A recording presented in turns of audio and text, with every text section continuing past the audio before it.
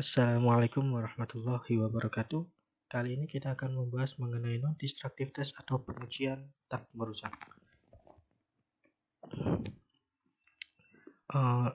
Jadi sebelum kita melangkah lebih jauh tentang beberapa metode pengujian tak merusak, alangkah lebih baiknya dulu kita tahu apa itu entity, apa itu keuntungan, dan di mana sih penggunaan dari entity itu sendiri. Jadi entity ini berbeda dengan pengujian mekanik lainnya, yaitu seperti uji tarik, uji kekerasan maupun uji impact, di mana untuk pengujian tarik, kekerasan, dan impact kita perlu adanya benda uji. Jadi terutama untuk uji tarik, jadi kita tidak akan bisa menggunakan benda sesungguhnya untuk diuji. Jadi kita ambil beberapa part atau sampel aja untuk dilakukan uji tarik. Sedangkan pada entity kita tidak perlu mengambil atau menggunakan atau mengambil sebagian kecil dari sampel, tapi kita bisa pakai keseluruhan benda secara langsung untuk kita uji non-destructive test. Nah, jadi gimana sih perbedaannya antara entity dengan pengujian tarik atau nama lainnya adalah destructive test. Jadi pada metode entity ini dia lebih menekankan untuk mencari untuk memeriksa kemulusan suatu benda, kemudian memeriksa ada tidaknya cacat pada suatu benda. Jadi hampir untuk metode entity itu akan berkutat pada dua masalah tadi. Ada lagi sedangkan untuk yang DT atau destructive test itu biasanya kita kalau ingin tahu berapa sifat atau sifat mekanik ya tentunya di mana ada kekuatan, berapa sih kekuatannya, terus berapa sih kekerasan, ketangguhan, dan yang lain-lain. Nah itu biasanya kita pakai metode itu DT atau destructive test ya, seperti pengujian dari itu ya. Terus kemudian ada beberapa keuntungan dari entity sendiri. Jadi dia tidak mengganggu proses produksi yang pertama. Terus kemudian waktu pelaksanaan yang cepat, ini juga relatif, tapi kebanyakan ya emang cepat. Terus kemudian dia bisa mencegah kegagalan suatu produksi. Ini jadi kita tidak perlu menunggu mesin atau material itu patah dulu kemudian kita lakukan pengujian. Jadi kita sebelum adanya kita bisa prediksi ya, jadi cacat tersebut dia patahnya itu kira-kira kapan sih, itu kita bisa tahu. Terus kemudian biaya yang relatif murah ya, ini tergantung dari metode pengujian yang dipilih. Jadi ada beberapa metode pengujian yang memang murah dan ada yang hingga mahal, tapi kebanyakan yang dipakai di skala industri emang ya yang cukup murah itu sudah cukup kita bisa menggunakannya. Terus untuk penggunaan entity sendiri itu yang pertama itu dia lebih untuk pendeteksian adanya cacat atau flaw detection dan evaluasinya, kemudian untuk mengetahui ada tidaknya suatu kebocoran atau leak detection, terus kemudian untuk mengetahui lokasi di mana cacat itu terdapat, misalnya pada suatu material yang kita sendiri secara visual tidak akan bisa melihat atau cacat yang terjadi itu tidak pada permukaan. Nah, kita bisa gunakan entity untuk melihat apakah di dalam material yang tidak bisa dilihat dengan mata kita bisa ada cacat. Terus kemudian ada dimensional measurement atau pengukuran dimensi. Jadi dengan salah satu metode entity kita bisa tahu berapa panjang materialnya, lebar, tebal, dan yang lain-lain.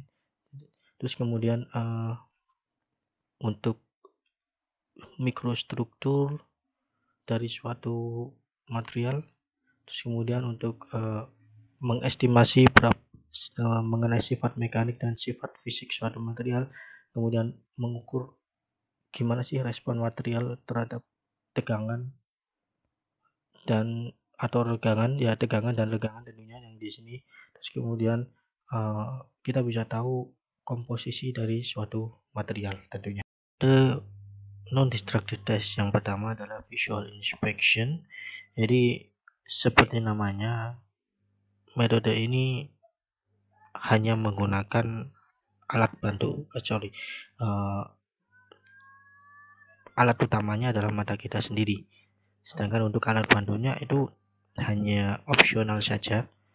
Yang paling banyak digunakan biasanya vibroscopes, fluoroscopes, magnifying glasses atau kaca pembesar, dan mirrors. Terus cara ini memang sangat sederhana dan mudah. Jadi karena itu cara ini selalu dilakukan di samping juga untuk penggunaan cara lain. Cara ini dapat mendeteksi diskontinuitas atau cacat yang letaknya tampak atau biasanya di permukaan benda. Terus untuk keberhasilan pemeriksaan ini sangat tergantung pada kecermatan dan kepekaan atau ketelitian si pemeriksa. Jadi memang ketelitian mata kita dalam menganalisa dan melihat suatu benda itu sangat diperlukan di sini. Terus tetapi yang kekurangannya itu mungkin letak yang sangat halus itu biasanya akan terlewatkan ya. Jadi tidak akan terdeteksi oleh mata kita. Sebenarnya beberapa cara pemeriksaan yang lain hanya membantu memperjelas adanya suatu indikasi cacat. Jadi untuk metode-metode yang lain selain visual inspection, sebenarnya kayak penetration test itu hanya akan memperjelas adanya cacat di permukaan yang menurut mata kita itu sangat halus atau bahkan tak terlihat. Jadi untuk yang sekarang, untuk yang seiring dengan berkembangnya teknologi, banyak yang sudah menggunakan portable video inspection. Jadi mereka merekam kemudian bisa dibesarkan untuk melihat apakah masih ada cacat pada suatu bencana tank, pada suatu bencana ya tentunya. Terus kemudian pada railroad, terus kemudian pada sewer lines. Terus juga selain itu ada robotic crawlers, biasanya untuk digunakan untuk pada tempat-tempat yang berbahaya atau beracun, terus atau tempat yang memang sulit dijangkau oleh manusia, yaitu yang sangat space-nya itu tidak terlalu besar untuk manusia bisa masuk, seperti air duct atau reaktor dan pipa. Untuk yang metode kedua adalah liquid penetrant test atau nama lainnya adalah PT. Jadi digunakan untuk dapat menemukan indikasi diskontinuitas atau cacat yang terbuka sampai ke permukaan benda.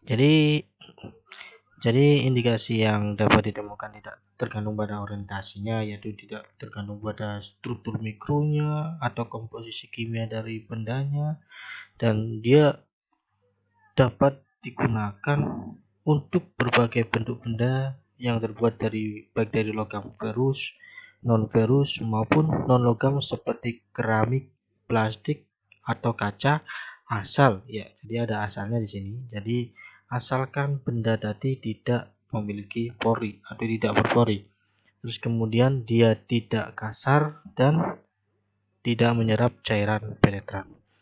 Ada beberapa keuntungan yang dapat diambil ketika menggunakan liquid penetrant test atau PD, yaitu dia dapat diaplikasikan pada semua material yang non poros ya, lagi-lagi yang tidak berpori dan yang tidak menyerap tentunya. Terus kemudian proses sederhana dan tidak diperlukan latihan yang intensif. Jadi mudah banget untuk menggunakan PD. Terus kemudian dia portable. Jadi maksud di sini portable adalah alat semprotnya atau spraynya itu bisa dibawa kemana-mana.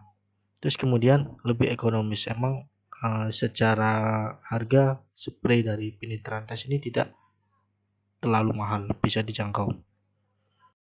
Sedangkan untuk pemeriksaan PD ini sendiri, yaitu dia menggunakan cairan yang dapat membasahi permukaan benda yang diuji, dan kemudian yang diharapkan cairan tersebut masuk ke celah sempit di permukaan benda bila ada. Jadi dengan kata lain diperlukan cairan yang mempunyai daya kapiler tinggi, yaitu cairan dengan tegangan permukaan rendah. Terus kemudian pada pemeriksaan ini cairan penetran harus dapat masuk ke dalam celah dari diskontinuitas, misalnya berupa retak yang ada di permukaan, sehingga nantinya dapat memberikan indikasi adanya diskontinuitas tersebut. Untuk prosedur pelaksananya sendiri saya breakdown menjadi 6 langkah. Yang pertama adalah kita perlu melakukan preparasi permukaan, yaitu nama lainnya di sini saya sebutnya sebagai pembersihan permukaan. Jadi permukaan yang diperiksa dia harus bersih dari kotoran, karat, cat, minyak atau lemak dan kering agar tidak menghalangi masuknya cairan penetran ke dalam celah retakan. Jadi pembersihan bisa dilakukan baik secara mekanik yaitu dengan sikat, kertas gosok, lap dan sebagainya maupun dengan menggunakan cairan pelarut atau pembersih yang biasanya kalau kita beli paket PT kita pasti dapatkan namanya cleaner. Kemudian yang kedua itu kita menyemprotkan cairan penetran. Jadi atau nama lainnya di sini adalah tahap penetrasi, yaitu memberikan cairan penetran ke permukaan yang akan diperiksa dan membiarkannya. Jadi setelah kita spray cairan penetrannya di sini yang berwarna hijau ya, dan kita biarkan dia selama beberapa saat untuk memberi kesempatan masuknya cairan ke dalam celah retakan. Itu kalau ada.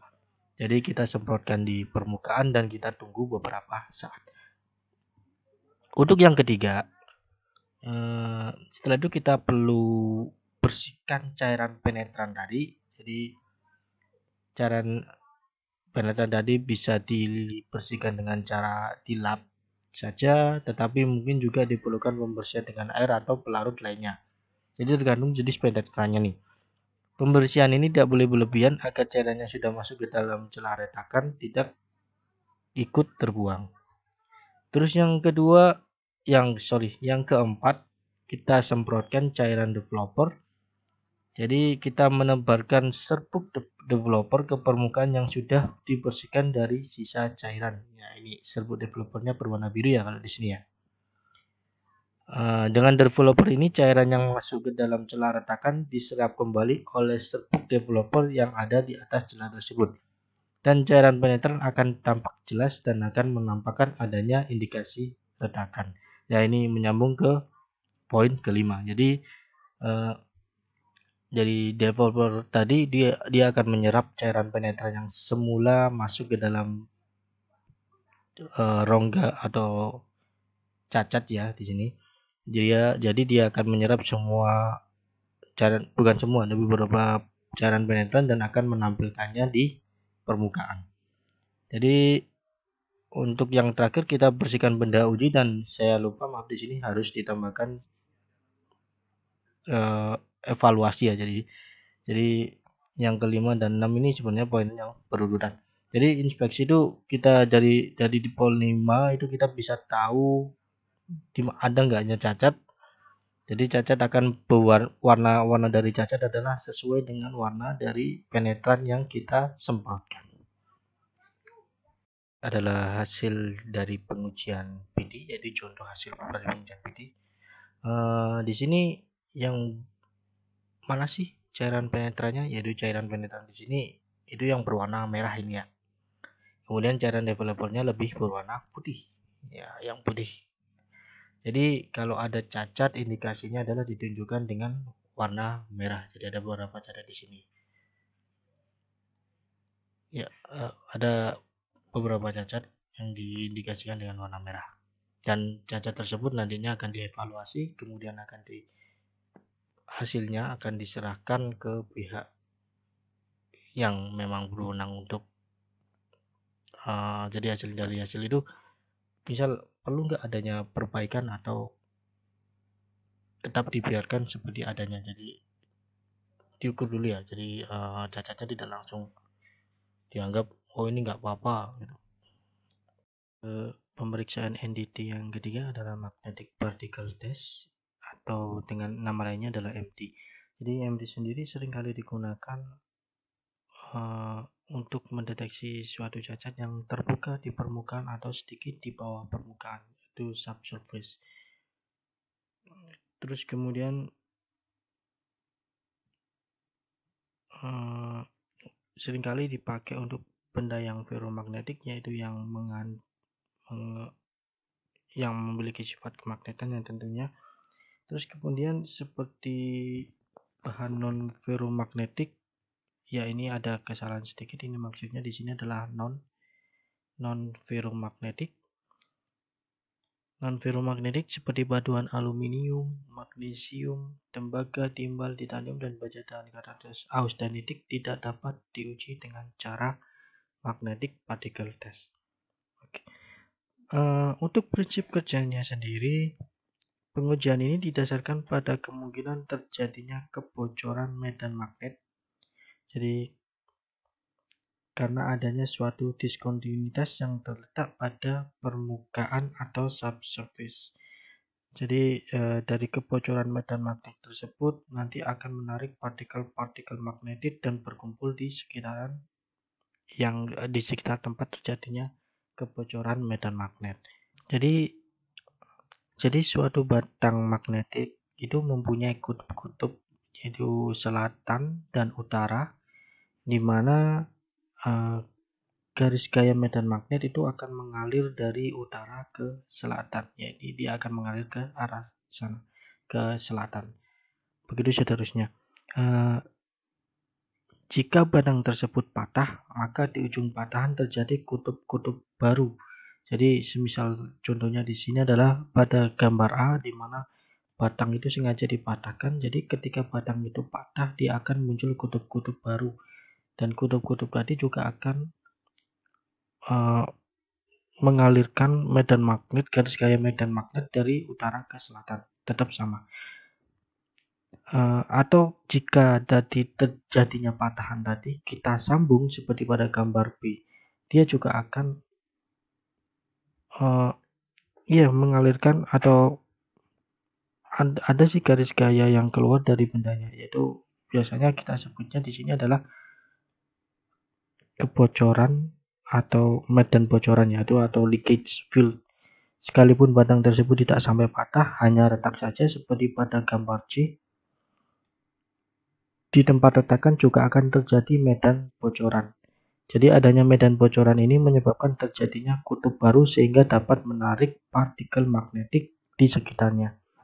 Jadi untuk langkah-langkahnya sendiri, kita yang perlu dilakukan adalah membersihkan permukaan yang akan diperiksa, kemudian memagnetisasi benda yang akan diperiksa, kemudian menebarkan partikel magnetik pada permukaan yang diperiksa dan memeriksa hasil pengujian. Kemudian kita bisa mencari indikasi diskontinuitas. Proses magnetisasi. Jadi memagnetisasi ini perlu dilakukan agar dapat terjadi medan bocoran bila ada diskontinuitas. Jadi memagnetisasi ini dapat dilakukan dengan berbagai cara, dengan menggunakan magnet permanen, menggunakan elektromagnet, atau dengan menggunakan listrik. Dalam melakukan magnetisasi, harus diingat bahwa medan magnet yang dibangkitkan sedapat mungkin berpotongan atau tidak sejajar dengan arah diskontinuitas yang akan dicari. Untuk menentukan arah medan magnet yang dibangkitkan oleh arus listrik, perlu diingat prinsip tangan kanan amper waktu sekolah dulu, SMA dulu. Jadi bila sebuah konduktor yang dialiri arus listrik dipegang dengan tangan kanan, ibu jari menunjukkan arah arus, maka arah garis gaya medan magnet ditunjukkan oleh jari telunjuk. Jadi ini cuman ingat-ingat lagi, kalian recall lagi pengetahuan kalian sewaktu SMA dulu. Mari kita perhatikan pada gambar A ini. Jadi pada gambar ini arus listrik mengalir pada sebuah kawat atau batang. Jadi dia akan menimbulkan medan magnet yang arahnya melingkari kawat atau batang tersebut, atau nama lainnya adalah magnetisasi melingkar. Sedangkan pada gambar B, bila arus listrik mengaliri sebuah kumparan, jadi di sini bedanya arus listrik di sini akan mengaliri sebuah kumparan atau koil. Jadi maka hasilnya medan magnet yang timbul pada batang di tengah kumparan itu sejajar dengan arah sumbu kumparan. atau nama lainnya adalah magnetisasi memanjang atau longitudinal. Jadi bisa dilihat di sini arah medan magnetnya. Kalau yang pada bagian yang circular magnetization, dia akan melingkar ya, dia akan melingkar di sini. Kemudian yang longitudinal magnetization, medan magnetnya akan keluar ke arah kiri. Terus pada batang tersebut dapat terjadi medan magnet dengan arah yang berbeda ya. Dengan demikian arah diskontinuitas atau retakan yang akan terdeteksi juga akan berbeda-beda. Jadi tergantung magnetisasi kita akan menentukan diskontinuitasnya itu bisa terlihat tampak jelas atau tidak. Nah, ini yang agak rumit dari MT sendiri. Terus kalau ini inti yang perlu kita garis bawahi. Jadi jika arah medan magnet melingkar, indikasi retak ke arah melintang juga ke arah melintang tidak jelas. Contohnya di sini adalah gambar A. Pada gambar A ini diskontinuitas B dan A ya. Jadi pada diskontinuitas B dan A dia tidak akan tampak secara jelas. Sedangkan untuk diskontinuitas C sampai ke F dia akan tampak jelas. Jadi jadi intinya adalah harus tegak lurus lah. Kalau sejajar dengan arah medan magnet dia tidak akan tampak jelas. Begitu pula dengan yang pada gambar B. Jadi hampir sama ya secara prinsip. Terus kemudian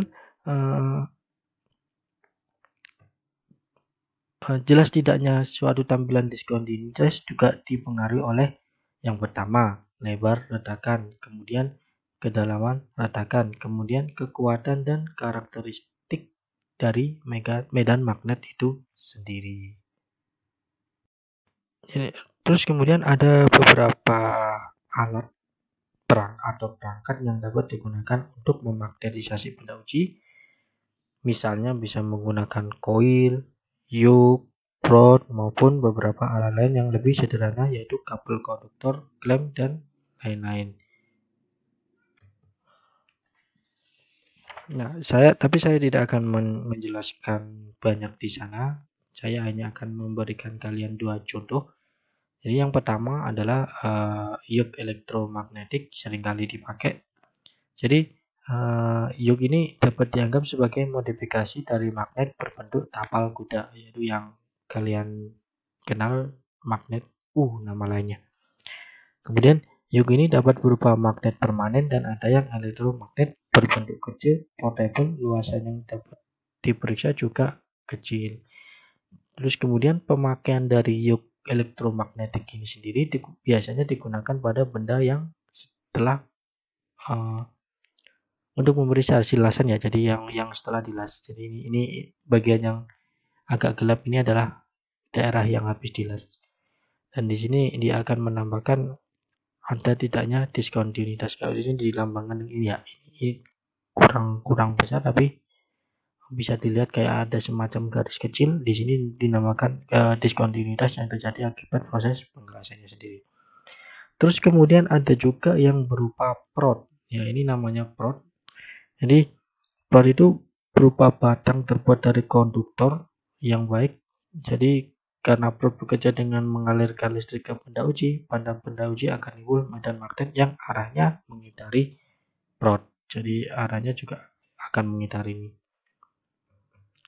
Dan uniknya prod ini karena arus yang digunakan itu cukup besar, pada titik kontak, biasanya di titik kontaknya ini di bawah ini, dia akan atau sering kali ya terjadi bunga api. Biasanya untuk kasus kenapa kok terjadi bunga api itu bila titik kontaknya yang pertama kurang bersih, atau kadang kita menekan ininya prodnya ini ke benda ujinya terlalu kuat. sehingga dapat merusak permukaan benda yang diuji. Ya, ini yang agak menarik dari pemakaian probe itu sendiri. Oke, kemudian untuk partikel magnetik, jadi partikel magnetik ini biasanya didebarkan ke permukaan yang diperiksa agar dapat ditangkap oleh medan kebocoran yang ditimbulkan karena adanya diskontinuitas. Biasanya kita taburkan. Jadi ada dua jenis partikel magnetik. Yang pertama dry particle, ada partikel kering, ada yang wet particle. Jadi bedanya untuk yang dry particle dia akan lebih sensitif untuk permukaan horizontal dan juga dia sangat sensitif terhadap permukaan yang kasar atau untuk mendeteksi diskontinuitas subsurface. Jadi biasanya dry particle ini didebarkan sedemikian rupa sehingga membentuk kabut debu di permukaan benda uji. Untuk partikelnya sendiri kita bisa menyemprotkan dengan pakai rubber spray pulp atau menggunakan blower kecepatan rendah. Terus untuk wet particle atau serbuk basah itu sendiri sangat cocok digunakan untuk mendeteksi diskontinuitas yang sangat halus seperti retakan karena fatigue. Jadi fatigue itu karena kelelahan suatu material. Terus kemudian wet particle itu biasanya dijual dalam bentuk pasta, konsentrat, atau serbuk yang dalam pemakaiannya disuspensikan dalam cairan. Terus kelebihannya untuk wet particle bisa digunakan pada lapangan terbuka serta sangat cocok digunakan untuk mendeteksi diskontinuitas yang sangat halus seperti retakan ionofotik ya, setelah saya jelaskan tadi. Jadi yang perlu diingat di sini dalam menggunakan wet particle harus wet particle ini cenderung untuk mengendap sehingga suspensi harus selalu diagitasi. Oke, sekian dari saya. Hari ini kita hanya masih ke pembahasan mengenai visual inspection, liquid penetrant testing atau PT, dan magnetic particle testing. Untuk tahapan selanjutnya akan saya jelaskan mengenai ultrasonic testing dan juga mungkin akan saya sambung dengan radiographic testing dan eddy current testing. Terima kasih. Assalamualaikum warahmatullahi wabarakatuh.